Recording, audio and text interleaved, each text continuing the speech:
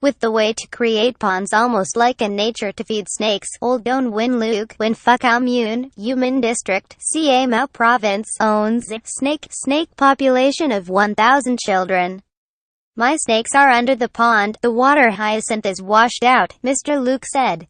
Embarking on the solid farming model for about 2 years now, Mr. Luke said that this model is not difficult, but want to be effective, it requires farmers have large capital to invest a bit. Currently, 2 ponds with an area of about 1,500 square meters of his, Mr. Luke spent 100 million of capital. Mr. Luke said, I really love model snake farming, but before the conditions have not fulfilled. After exploiting the intensive cultivation of the family, I started working on the model. Quote, it is known that initially he raised snakes in the net but found that it was not effective, so he was digging ponds to raise. He then added water hyacinths and tubs to the ponds to create a snake habitat, eventually using cemented fibro sheets around it and rehabilitating pond water with lime powder.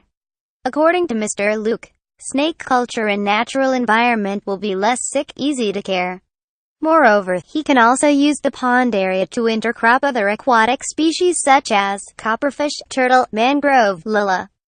To increase revenue, when everything was ready, I started buying stock, including cobia and rat tail. I choose to buy seeds very carefully. Absolutely not raise the snake fishing or catching with electric shock, because then the snake is not large or easy to die. The snake's characteristic is that it spawns in the water season, around May to September of the lunar calendar. This time we have to look closely at the snakes and give them solid shelters. Share with us, Mr. Luke said. Currently many snakes parents were able to sell on the market, but I did not hurry to sell because it is continuing to raise herds to raise more.